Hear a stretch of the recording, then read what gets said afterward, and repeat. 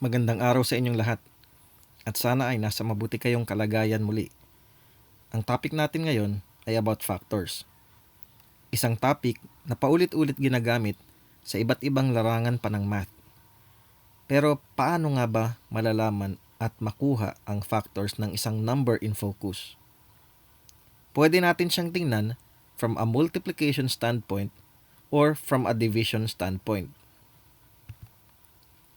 From the multiplication aspect, factors usually refer to whole numbers which we can use to multiply to get a whole number which we call as the product.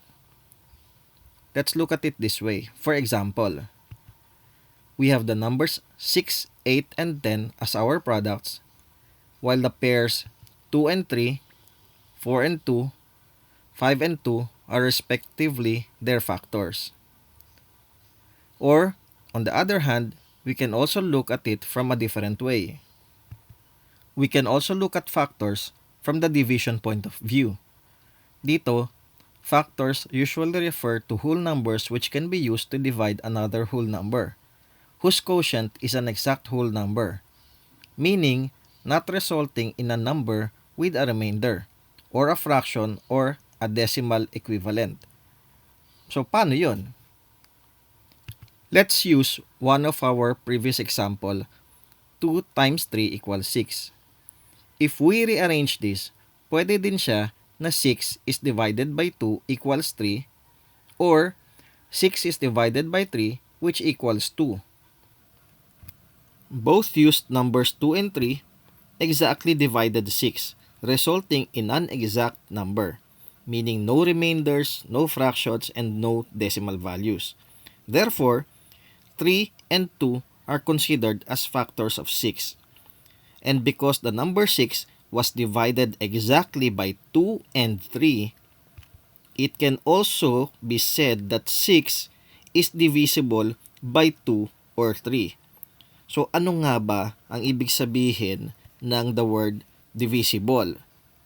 Divisible is used to describe or to refer to a number which is capable of being divided by another number without a remainder, fraction, or a decimal equivalent. Sa example natin, 6 is divisible by 2 or 6 is divisible by 3. Let's try to look for other factors of 6 kung meron pa. So alam na natin na 6 is divisible by 2 and 3. Hence, 2 and 3 are factors of 6. In the same manner that when 6 is divided by 1 or itself, it will result in the answers 6 and 1 respectively, with no remainders or without resulting in an answer with a fraction or decimal equivalent na kasama. So, 1 and 6 are factors of 6 also, dahil 1 and the number itself are always factors of any number. How about if we divide 6 by the number 4?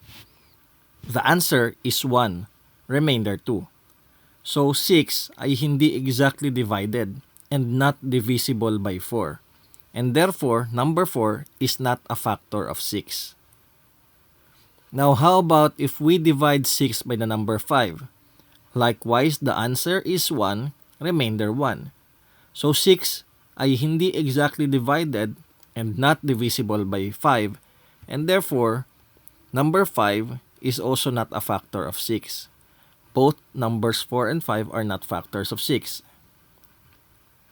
So, how about trying number 7? Ito, kids, if you notice, dividing a number by another number greater than itself, meaning mas malaki pa sa kanya, will now lead into a fraction, which will not result anymore to an exact division. Kaya, hindi na magiging factor ang numbers greater than the actual number in focus natin. So, wag na din mag-ubos ng oras sa ibang numbers na greater than this. Sa example natin, hanggang dun lang tayo sa 6. May mga pagkakataon ako nakikitang ganoon, kaya aksaya pa sa oras sa ibang estudyante. Isa pang tip mga ka-tripsters, if the factors we are checking are more than half of the number 6, for example, which is 3 in our example, in this case 4 and 5, hindi na siya magre-result into exact divisibility, but instead a number with a remainder. So from the multiplication standpoint, pwedeng ganito ang mangyari to get the factors of 6, which are 1, 2, 3, and 6.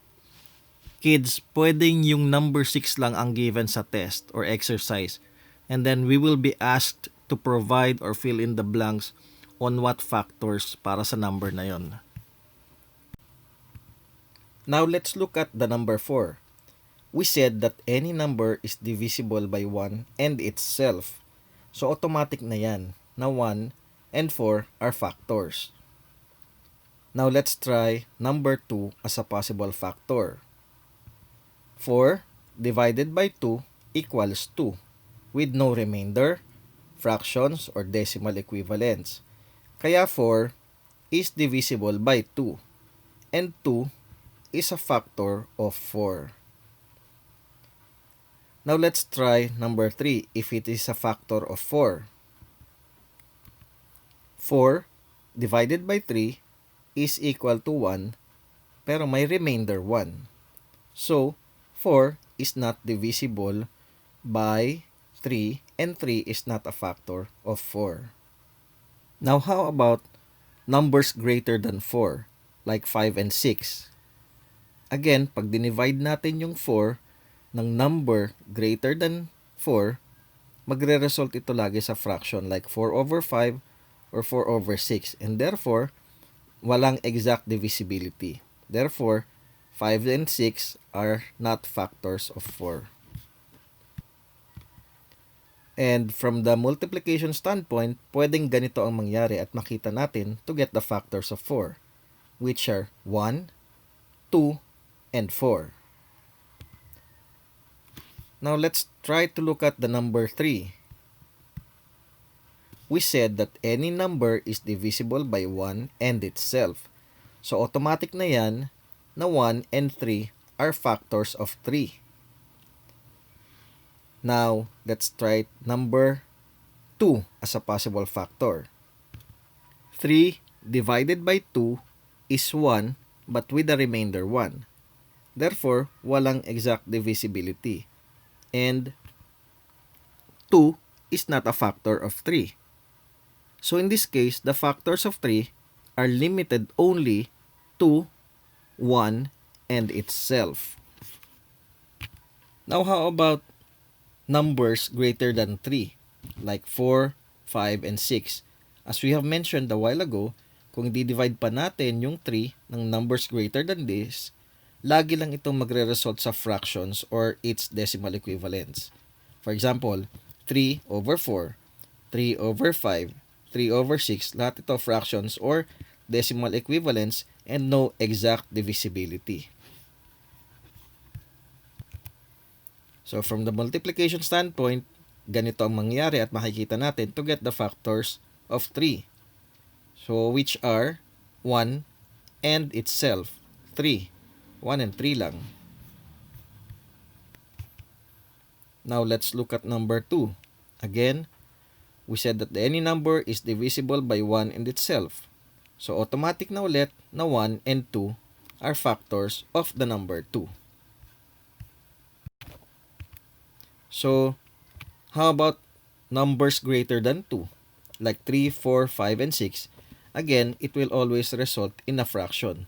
2 divided by 3, 2 divided by 4, etc. So, walang exact divisibility yung mga fraction na yon. And so, the factors of 2 are limited to 1 and itself, which is 2. So, we will have a continuation session ng tripping natin ito on factors. And sa susunod na tripping session natin, maybe we can have more sample on higher numbers and see which tips and reminders we can apply. And sana kahit paano ay may naitulong itong mga basic tips natin on how to get the factors of a number. So kung nakatulong po at nagustuhan nyo itong video na to, please don't forget to like, share, subscribe, and hit the notification bell and comment down below. Always keep safe and healthy mga ka-tripsters. God bless always and hanggang sa muling tripping natin.